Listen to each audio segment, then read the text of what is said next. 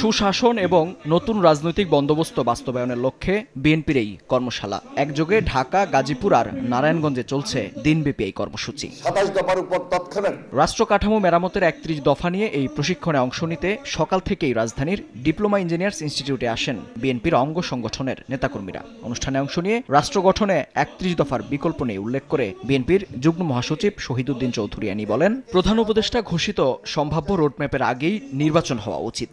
প্রধান উপদেষ্টা ওনার দায়িত্ব থেকে নির্বাচনের ব্যাপারে যে আশ্বাস দিয়েছেন, আমরা মনে করি আরো যৌক্তিক সময়ের মধ্যে নির্বাচনটা হওয়া খুব বেশি জরুরি।